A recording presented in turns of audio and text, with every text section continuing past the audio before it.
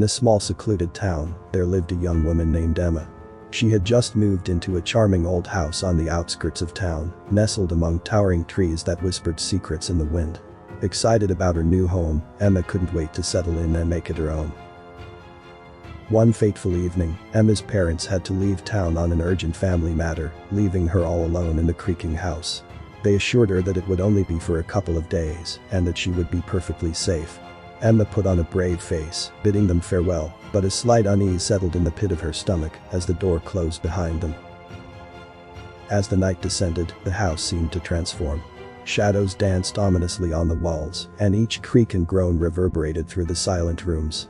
Emma tried to brush off her growing sense of unease, reminding herself that it was just her imagination running wild. However, as the hours ticked by, a peculiar scratching sound echoed from the attic. Emma's heart skipped a beat and a shiver crawled up her spine. She cautiously climbed the stairs, her trembling hand reaching for the attic door. The moment it swung open, a cold gust of wind rushed down, extinguishing the candle she had lit earlier. Swallowing her fear, Emma fetched a flashlight and mustered the courage to venture into the dark abyss of the attic. The beam of light revealed forgotten boxes and cobweb-covered furniture, but nothing seemed amiss. Just as she turned to leave, a figure darted past her, vanishing into the shadows. Emma's heart pounded in her chest as she hurriedly descended the stairs, locking the attic door behind her. She convinced herself that it was her imagination playing tricks, that there was a logical explanation for what she had seen. But the feeling of being watched persisted, clinging to her like a suffocating fog. With the unsettling night dragging on, Emma sought refuge in her bedroom, hoping to find solace in the familiarity of her own space. However, the moment she closed the door, a gust of wind blew through the room, extinguishing the candles once again. The windows rattled, as if someone or something was trying to force their way inside. As dread consumed her, Emma glanced at the mirror across the room.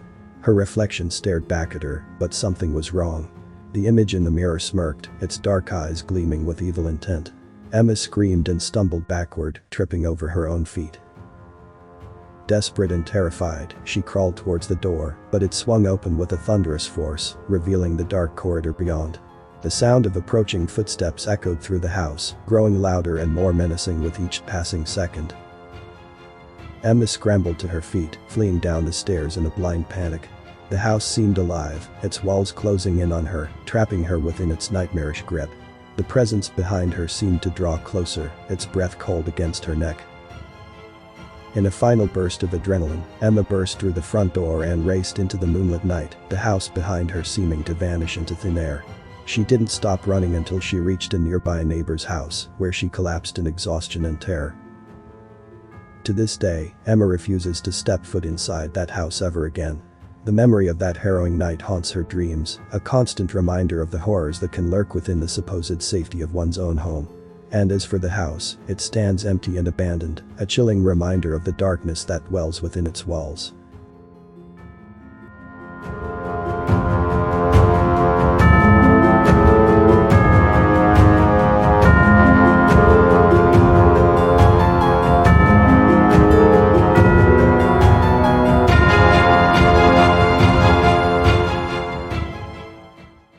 The old Johnson house stood alone at the end of the quiet street, shrouded in an eerie stillness.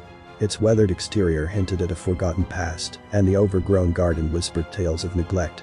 The Johnsons, unaware of the darkness that awaited them, had recently moved in, seeking solace and a fresh start. On a moonlit night, as a gentle breeze rustled through the trees, the Johnsons settled into their new home. Little did they know that a homicidal lunatic lurked in the shadows, watching their every move with twisted delight. It began innocently enough. Strange noises echoed through the house at odd hours, unsettling the family's sense of security. They dismissed it as the house settling, their imaginations playing tricks on them. But soon, the disturbances grew bolder, more menacing. In the dead of night, Mrs. Johnson awoke to the sound of footsteps creeping closer to her bedroom door. Her heart raced as the knob slowly turned and the door creaked open. Frozen with fear, she watched as a shadowy figure entered the room, its eyes glinting with madness. The intruder stood over her bed, breathing heavily, relishing the terror etched on her face. Then, with a sinister grin, the lunatic vanished into the darkness. Days turned into weeks, and the Johnsons' peaceful home transformed into a den of horrors. The lunatic reveled in tormenting them, his tactics growing more twisted with each passing night. Objects moved on their own, hovering menacingly in midair before crashing to the ground. Whispered voices echoed through the hallways, taunting the family from hidden corners. And the lunatic's laughter, a haunting symphony of madness, echoed through the house. Young Timmy Johnson, the family's 8-year-old son, became the primary target of the lunatic's sinister games. One evening, as Timmy lay in his bed, a chilling wind swept through his room, extinguishing the nightlight. In the darkness, a voice whispered his name, sending icy tendrils of fear down his spine. Timmy clutched his blanket, tears streaming down his face, as unseen hands tugged at his feet, pulling him closer to an unseen abyss. The Johnsons, trapped in their nightmare, sought help from the authorities. But each time the police arrived, the lunatic disappeared into thin air, leaving no trace of his presence. The family's pleas for assistance fell on deaf ears, as the lunatic reveled in his ability to terrorize without consequence. Desperate and determined to protect their family, Mr. Johnson installed security cameras throughout the house. But to their horror, the footage revealed nothing out of the ordinary. The lunatic's actions were invisible to the naked eye, a ghostly specter preying upon their sanity. As the lunatic's reign of terror escalated, the Johnsons found themselves teetering on the edge of madness. They huddled together, haunted by sleepless nights and relentless torment, their once hopeful spirits crushed under the weight of fear. One stormy night, as lightning streaked across the sky, the family huddled in the living room, seeking solace in their collective presence. Suddenly, the front door swung open with a force that shook the house, and the lunatic stood in the doorway, drenched in rain and madness. His eyes gleamed with a feral intensity as he advanced toward them, a knife glinting in his hand. But the Johnsons, fueled by a primal instinct to survive, fought back. They unleashed a torrent of fury upon their tormentor, overpowering him with sheer determination. In the chaos that ensued, the lunatic's mask slipped, revealing a face twisted by years of seething rage and torment. Finally, the authorities arrived, drawn by the sounds of the struggle. They took the lunatic away, his haunting laughter fading into the night. The Johnsons, scarred but victorious, began the arduous journey of healing, rebuilding their shattered lives within the walls that had become their prison. The old Johnson house, forever marked by the horrors that unfolded within, stood as a stark reminder of the darkness that can dwell in the human soul.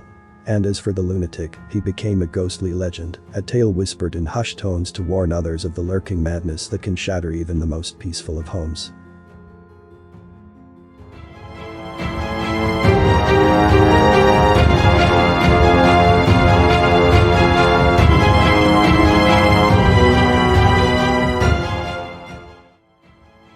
Harold lived alone in a weathered old house on the outskirts of town.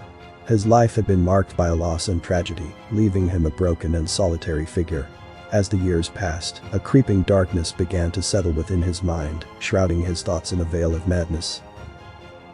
It started with faint whispers, indistinguishable murmurs that echoed in the depths of his consciousness. At first, Harold dismissed them as figments of his imagination, remnants of grief and loneliness. But as days turned into weeks, the voices grew louder, their words clearer, and their intent sinister. The evil whispers seemed to seep into every corner of Harold's mind, taunting him, urging him to embrace his darkest desires.